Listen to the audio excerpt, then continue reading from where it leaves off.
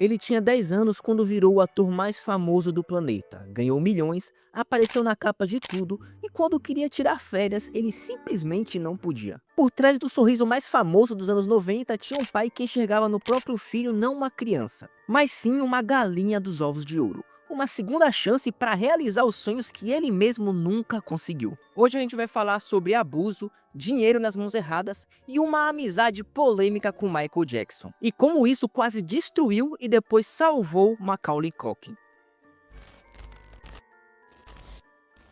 Vamos voltar para o começo, 1980, Nova York. Macaulay nasce como o terceiro de 7 filhos de Kitty Culkin, um cara que teve o sonho de ser ator e cantor, mas não conseguiu ter sucesso em nada. E aí ele empurrou todo esse peso para cima dos seus filhos. A família toda, de 9 pessoas, vivia amontoado em um quarto em Nova York. Mesmo assim, desde cedo as crianças eram mandadas para aula de dança, teatro e teste de comercial.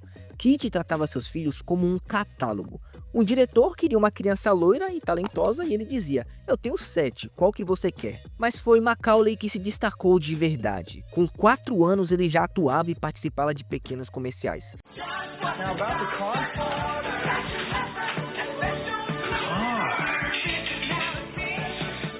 Ele tinha basicamente um dom natural para isso. Ele sabia como olhar para as câmeras, sabia como ser carismático e entregar o que os diretores precisavam. Por isso ele virou rapidamente um dos rostos mais requisitados de Nova York. Mas nenhum desses trabalhos preparou ele para o que estava vindo. Macaulay já tinha participado de alguns filmes, mas foi por causa do filme Quem Vê Cara Não Vê Coração que ele foi escolhido para ser o protagonista de Esqueceram de Mim. E para piorar, um deles é ninguém menos do que o pecinha Macaulay Culkin. O que você faz pra viver? Muita coisa. Onde está sua esposa? Não tem esforço. Você é irmão do meu pai? Qual é o seu recorde em perguntas seguidas? Depois disso, Esqueceram de Mim chegou aos cinemas em 1990. O resultado disso tudo foi impressionante, quase 500 milhões de dólares de bilheteria, a terceira maior bilheteria da história até aquele momento. E no centro de tudo isso estava um menino de 10 anos colocando armadilhas pela casa. Eu tô aqui, seus bobalhões! Vem me pegar! Ah, moleque! Eu acho melhor desistir, vocês vão querer mais. Macaulay era visto como um prodígio, ele impressionava a todos também com a naturalidade que uma criança de apenas 10 anos dava a entrevistas após todo o sucesso do seu filme. Só que tinha um detalhe em tudo isso que a maioria das pessoas não sabe. Pelo filme, que gerou $500 milhão, Macaulay recebeu apenas $100 mil. Por isso, obviamente, seu pai foi logo fazer um negócio melhor. No próximo trabalho, o cachê subiu para $1,5 milhão.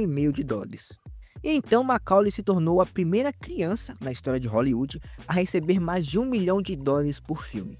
Tanto dinheiro seria muito bom para ele, mas tem um detalhe: todo esse dinheiro ia para o bolso do seu pai. E junto com o dinheiro vinha o controle total. Kitty passou a aparecer nos sets, exigia poder criativo, brigava com os executivos do estúdio. Ele controlava cada detalhe da carreira do seu filho. E em 1993 ele foi listado como uma das pessoas mais poderosas de Hollywood. Não pelo talento que ele tinha, mas sim porque ele era o guardião de uma mina de ouro viva. E essa mina de ouro tinha apenas 13 anos. Macaulay pedia para tirar férias, para descansar, mas seu pai não parava de assinar contratos para mais filmes. E em 92 veio a sequência, Esqueceram de Mim 2, Perdido em Nova York. Mais 350 milhões nas bilheterias, mais 4 milhões no bolso de Macaulay, e mais pressão, mais set, mais câmeras e muito menos infância. Foi exatamente nessa época que ele fez uma amizade que vai aparecer até um pouco estranha, mas já já vai fazer sentido: Michael Jackson. Os dois tinham algo em comum que ninguém mais ao redor deles conseguia entender. Os dois foram crianças transformadas em um produto. Michael tinha Joe Jackson, Macaulay tinha Kitty Culkin. Os dois sabiam o que era perder a infância antes mesmo de viver ela. Out of the blue, and it's kind of just this weird random thing, and he was like, why don't you come over to my house? And I wasn't one of the fans. I think that's one of the reasons why we connected, was the fact that, believe me, I call him a jerk all the time. I call him a fathead and this and that. Sempre que podia, Macaulay ia visitar o rancho Neverland. Ele brincava, jogava videogame e assistia filmes. Era um lugar onde ele conseguia de alguma forma ser criança de novo. Mas, obviamente, essa amizade acabou gerando uma polêmica enorme. Anos depois, quando as acusações contra Michael vieram à tona, Macaulay foi chamado para depor. Ele foi lá, olhou nos olhos do tribunal e disse que não tinha acontecido nada, porque a amizade dos dois era realmente sincera.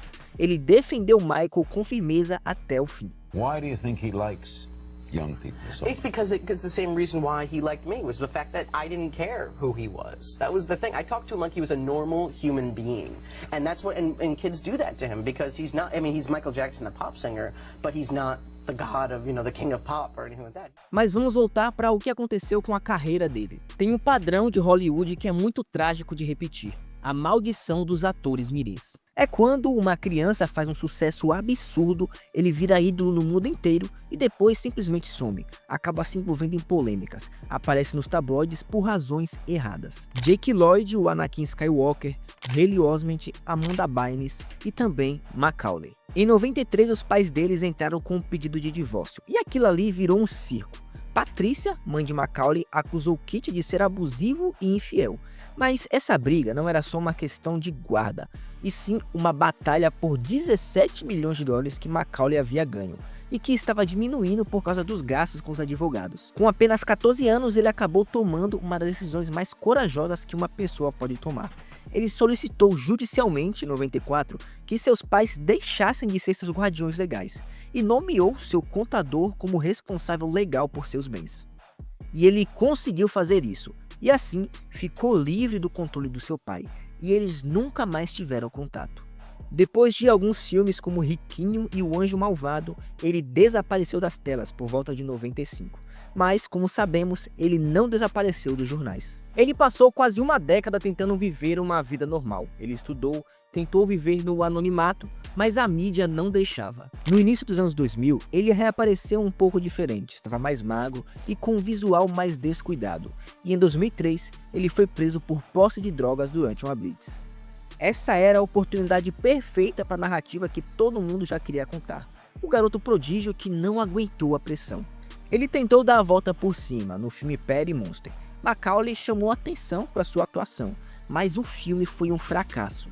Depois, ele esteve no filme Galera do Mal, que teve uma recepção morna, e continuou atuando em alguns filmes, mas nenhum deles teve o sucesso dos filmes de antes. Por isso, ele fez uma coisa totalmente inesperada. Ele criou uma banda de rock chamada The Pizza Underground, que basicamente fazia paródias das músicas do Velvet Underground, substituindo as letras por referência à pizza. Essa é uma banda bem estranha, e exatamente o tipo de coisa que uma pessoa faz quando quer provar que não se importa mais com a opinião dos outros. Mas depois de passar por tanta coisa ruim, em algum momento ele teria que dar a volta por cima.